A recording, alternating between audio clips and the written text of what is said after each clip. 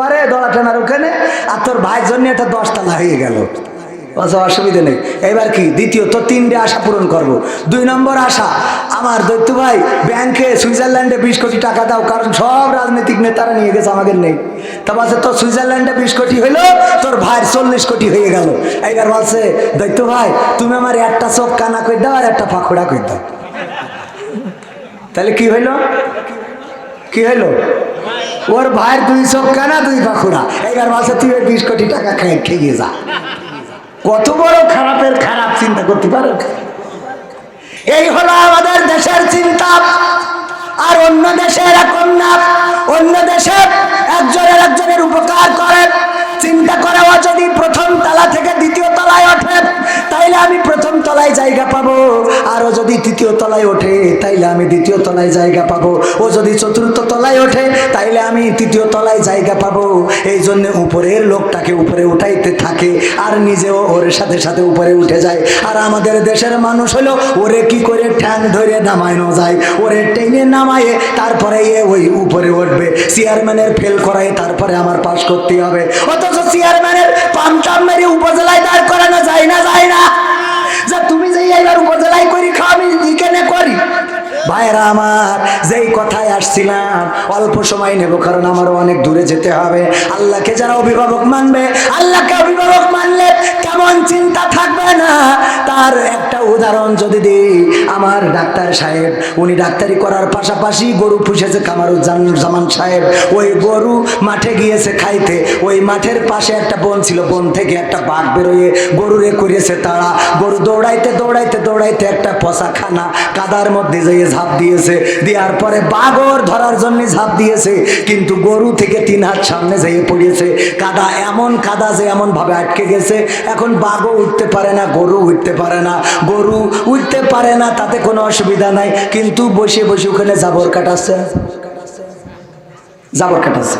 বাঘ কয়ে গরু তুই তো আসলে গরু, কয় কেন, কয় এই যে বিপদের তুই আমারেও মারলি তুইও মারলি, দেখ আমি যদি তোরে ধরতে পারতাম তোরে খেয়ে বেঁচে থাকতাম, আর যদি আমি তোরে ধরতে না পারতাম তুই যদি পালায়ে যাতিস তাইলে দুইজনই বেঁচে থাকতাম। এমন কাজ করে ফেললি যে তুইও মারা যাবি আমিও মারা যাব। গরু কয় এই জন্যই তো তোমার সুন্দরবনে থাকা লাগে আর আমি লোকালয়ে থাকি। কয় কেন কেন তোর এত দুশ্চিন্তা মুক্ত হলি কি করে? কয় দেখো আমি জাবর কাটাই এত আনন্দের সাথে, কারণটা কি? কারণ হলো আমার মালিক আছে ডাক্তার কামারুজ্জামান, যখন খুলনার 250 বেড থেকে বাড়িতে এসে গোয়াল ঘরে লাইট মেরে দেখবে যে গরু নাই, অমনি সাথে লোকজন ডেকে নিয়ে খুঁজতে চলে আসবে গরুটা কোথায়, কারণ আমার একজন মালিক আছে। ও খুঁজতে এসে লাইট মারতে মারতে যখন এই জায়গায় আমারে পেয়ে যাবে, আমারে পাওয়ার পরে আমারে উদ্ধার তো করবেই করবে, আর তোরে দেখার পরে তোরে এই কাদার মধ্যে কবর দিয়ে তারপরে যাবি। ঠিক না বেঠে?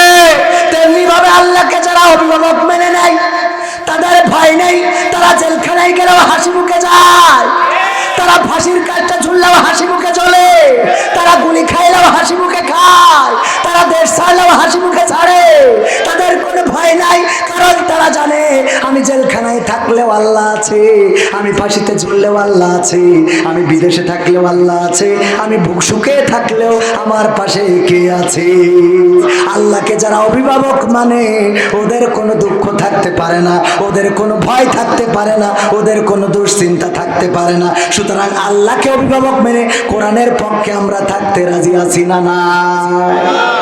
আগামীতে যদি কোরআন কায়েমের জন্য ডাক আসে, দিন কায়েমের জন্য যদি ডাক আসে, ইসলাম কায়েমের জন্য যদি ডাক আসে, দিন কায়েমের জন্য রাজপথে থেকে বুকের তাজা রক্ত যদি ঢালতে হয়, পবিত্র কোরআনকে বুকে চেপে ধরে কোরআন কায়েমের জন্য, ইসলাম কায়েমের জন্য বুকের তাজা রক্ত ঢেলে সেই রক্তের সাগরে সাঁতার কেটে কেটে একটি রক্তাক্ত বিপ্লবী কালেমার পতাকা বাংলার জমিনে উড়াতে প্রস্তুত কারা কারা দুটি হাত দেখতে চায়?